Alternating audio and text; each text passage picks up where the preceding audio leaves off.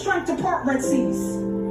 We don't have the strength to go against Goliaths of life. We don't have the strength to walk on water on our own. We don't.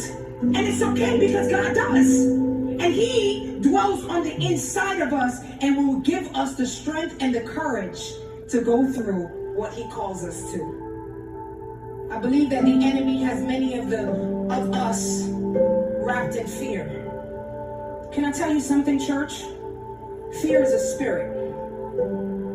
It comes to paralyze you. It comes to bind you.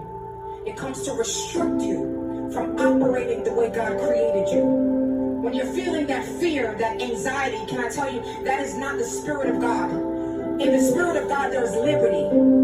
There is freedom. God says that I have not given you the spirit of fear, but of what?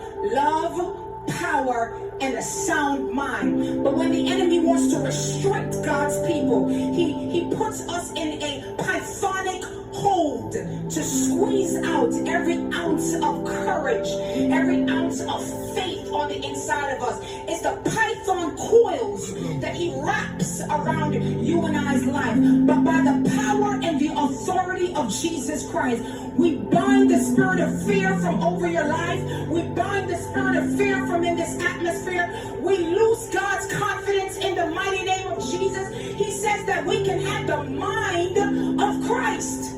So we do not have to operate in fear. We need courage because you and I will face challenges and giants that are bigger than us.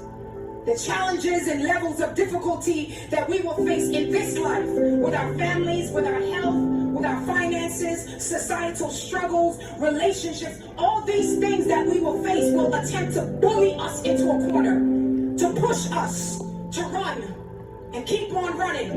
And what you will need in those instances is not a good talk. What you will need is to be courageous in the Lord so that you will overcome in the name of the Lord and in the power of His might. This is why you need courage. But another reason why you need courage is because oftentimes when God is calling you to it, many times God calls us to purposeful exploits, and those callings are often packaged in difficulty. I know we wish that God will just call us that it'll be a road of ease. But God doesn't call us to ease. He calls us to destiny. And oftentimes those destiny moments is packaged in difficulty. It's packaged in what looks like a giant. You remember when God called David? The first thing David had to do was face a giant. He was outsized, outskilled, outmatched. But David said, I come to you in the name of the Lord. And he defeated a giant and chopped off his head.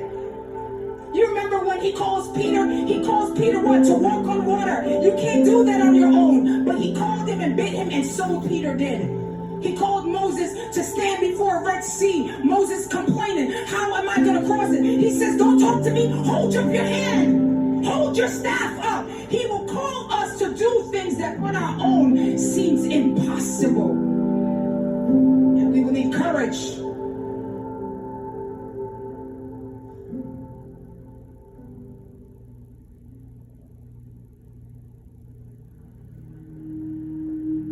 There are some risky